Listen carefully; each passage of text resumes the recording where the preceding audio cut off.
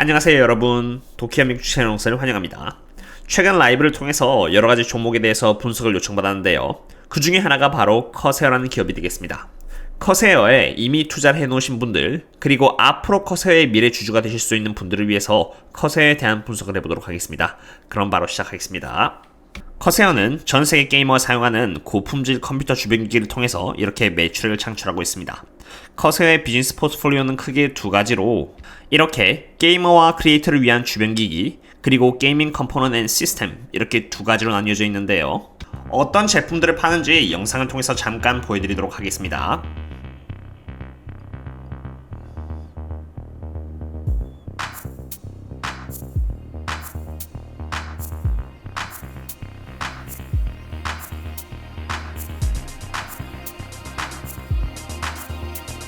영상에서 보셨던 것처럼 첫 번째 포트폴리오인 게이머 앤 크리에이터스를 위한 주변기기에는 비디오 캡처 카드, 스트리밍 덱, USB 마이크, 스튜디오 액세서리 및 이포캠 소프트웨어는 물론 고성능 게임 키보드, 마우스, 헤드셋, 컨트롤러 및 스트리밍 장비가 포함됩니다. 그리고 커세어의 두 번째 포트폴리오인 게이머 컴포넌트 앤 시스템에는 고성능 전원 공급 장치 또는 파워 서플라이 유닛, 쿨링 머신, 컴퓨터 케이스, 디램 모듈은 물론 고급형 사전 지장 및 맞춤형 게임 PC 등이 포함됩니다. 이렇게 커세어가 어떤 비즈니스 포트폴리오를 갖고 있는지 알아보았으니 커세어의 인컴 스테이트먼트를 통해서 어떤 펀더멘트를 갖고 있는지 한번 확인해 보도록 하겠습니다. 가장 먼저 커세어의 매출액입니다.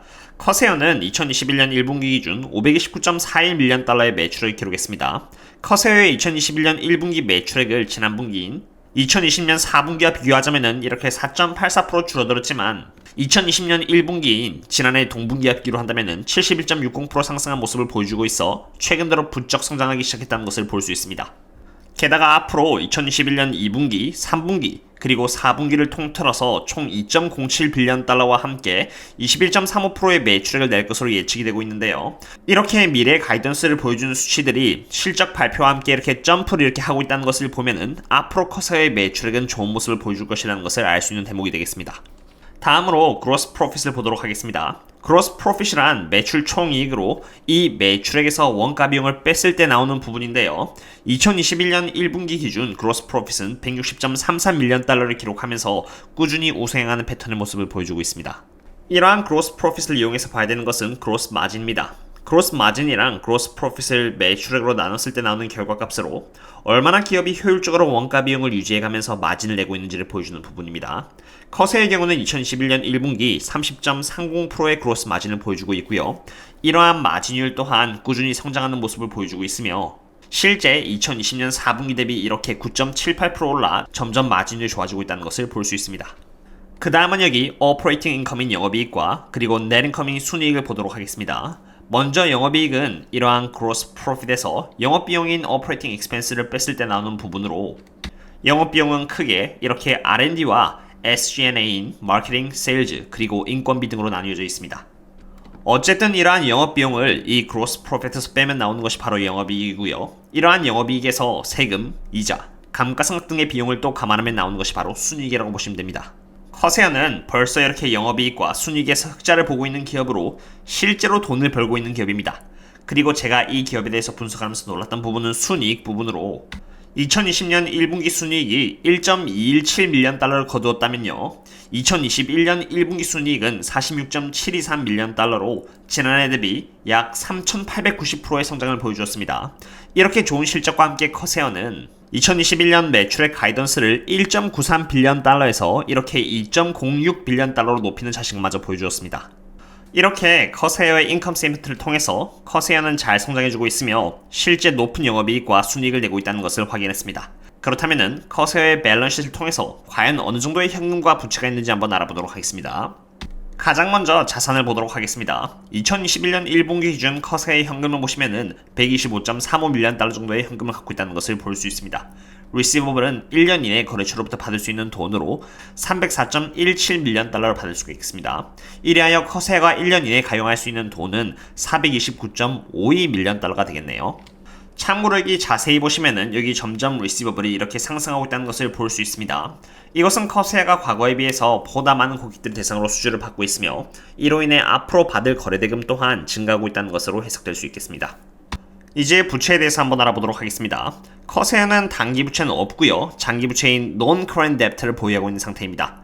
Non-Current Debt는 은행을 대상으로 1년 이내에 상환되는 부채가 아닌 1년 이상의 기간 동안 나눠서 갚아야 되는 부채를 말합니다. Non-Current Debt는 294.25밀리언 달러가 잡혀있네요. 그 다음으로 Payable을 보도록 하겠습니다. 이것은 1년 이내에 거래처를 대상으로 갚아야 되는 돈으로 272.25밀리언 달러가 있습니다. 커세어 또한 제품을 만들려면 거래처로부터 제품을 받아서 만들어야 되기 때문에 이렇게 Payable이 당연히 드는 것이겠죠. 이래하여 커세어가 1년 이내에 갚아야 될 돈은 272.25밀리언 달러로 지금 가용할 수 있는 현금인 429.52밀리언 달러로 충분히 충당하고도 돈이 남겠습니다. 장기 부채의 경우는 1년 이상의 상환기간이 남아있는 데다가 지금 커세어는 실제로 순이익이 이렇게 46.72밀리언 달러나 내고 있습니다. 그러므로 Non-Current Debt 또한 기업이 운영하는 데 있어서 전혀 발목을 잡지 않을 것으로 해석이 됩니다. 지금까지 커세어라는 기업의 펀더멘탈과 재정 상태에 대해서 알아보았으니 미래 전망에 대해서 알아보도록 하겠습니다. PR 뉴스 와이어의 2020년 설문조사에 따르면요, 비디오 게임을 한 미국인들은 2억 1,400만 명에 이르며 여기 75%의 미국인들이 적어도 게임 한 개는 갖고 있다고 응답했습니다.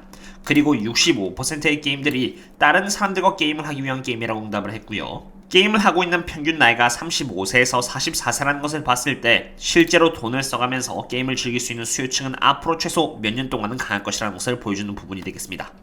게다가 포브스는 미국인들이 2019년 평균적으로 매주 7시간 11분을 플레이했다고 이렇게 보고를 했는데 이는 2018년에 비해서 약 20% 증가한 수치이며 코로나와는 관계없이 과거에서부터 꾸준히 수요는 증가했다는 것을 알 수 있는 수치가 되겠습니다. 게임의 인기가 나날이 상승하고 있다는 것은 이전부터 포착되어 왔습니다. 2019년 CNN 보도에 따르면 게임이 8개의 주에서 고등학교 대표팀 스포츠로 받아들여졌으며 2020년 NPR은 미국의 17개의 주 그리고 콜롬비아에서 공식적으로 e스포츠 팀을 제공했다고 보도를 했습니다. 즉 코로나 이전부터 게임에 대한 인기는 나날이 높아져가고 있었고 게임 문화가 대중화됨에 따라서 점점 더 많은 사람들이 게임을 진지하게 받아들여 있다는 것을 보여줍니다.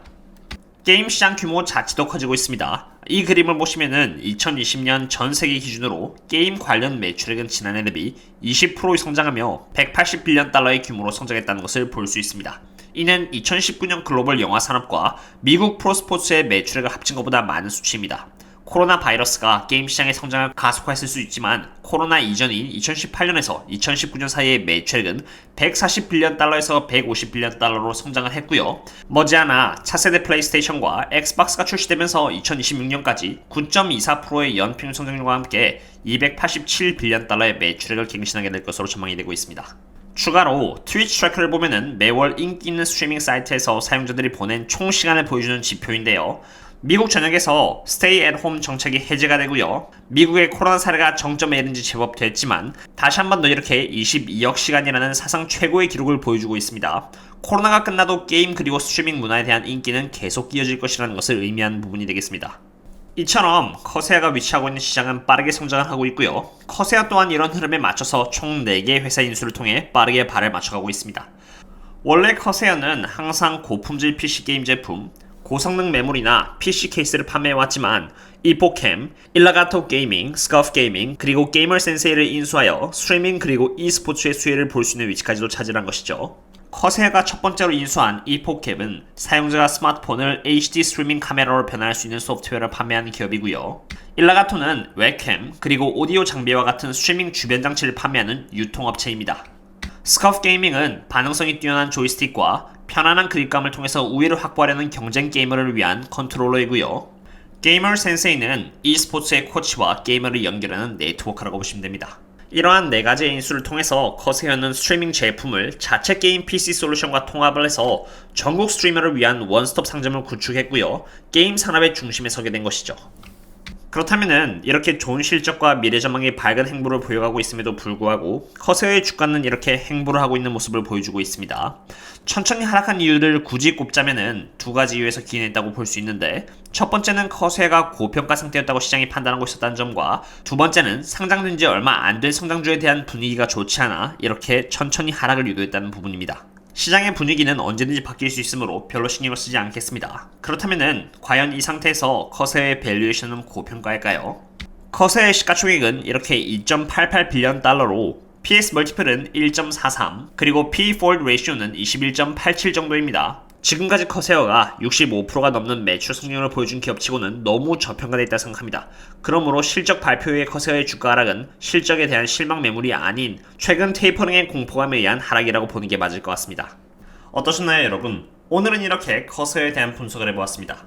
커세어의 재무제표를 통해서 펀더멘탈 그리고 재무 건전성 모두 뛰어난 모습을 보여주고 있고요. 미래 전망을 통해서 커세어가 위치하고 있는 시장의 성장은 물론 커세어 또한 4개의 인수를 통해서 아주 빠르게 성장하고 있는 모습을 보여주었습니다.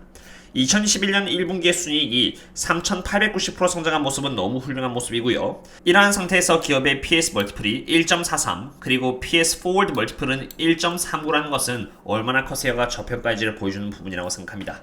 저는 커세어가 불리시라고 생각하며 오늘의 분석을 마치도록 하겠습니다. 그럼 다음에 다른 기업 분석과 함께 찾아뵙도록 하겠습니다. 그럼 또 다음에 만나요. See you later.